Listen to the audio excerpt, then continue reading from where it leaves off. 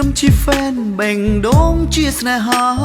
ឲ្យធ្វើយ៉ាងណាឬរួលះអារម្មណ៍ស្នេហ៍គេម្នាក់ឯងម្ដងសោចម្ដងលួចយំមិនហ៊ានប្រាប់ចំថាស្នេហ៍ឲ្យតែជប់មុខបែងដងលោតឌុកដាក់លោតខូចចង្វាក់អភ័យមិនទេពេលអូនសួរនាំបងបែអ៊ីនឡើងខ្វេរកឆ្លើយមិនត្រូវទេលោកអើយដឹងអូនជាតារាមិនខ្វល់អ្នកតាមស្នេហ៍ឡើយតែបងមិនអាចដើរបកក្រោយលំស្នេហ៍អូនហើយជាតិនឹងលឹងពីហ្វេនបានអត់បងស្អប់មិនអោយគេដឹងគេសួរថាហ្វេនប្រលឹងការពីគេដឹងធ្លាក់កោ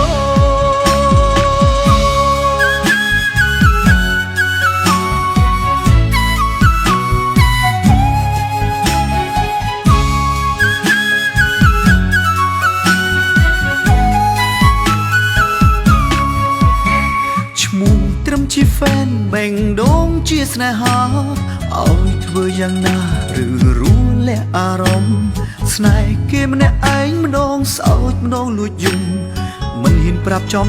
ថាស្នេហ៍ឲ្យតែជប់មុខបែងដងលោតឌុកដាក់លោតខូចចង្វាក់អភ័យមិនទេពេលអូនសួរនាំបងបែអ៊ីនឡើងខ្វេរកឆ្លើយមិនត្រូវទេលោកអើយ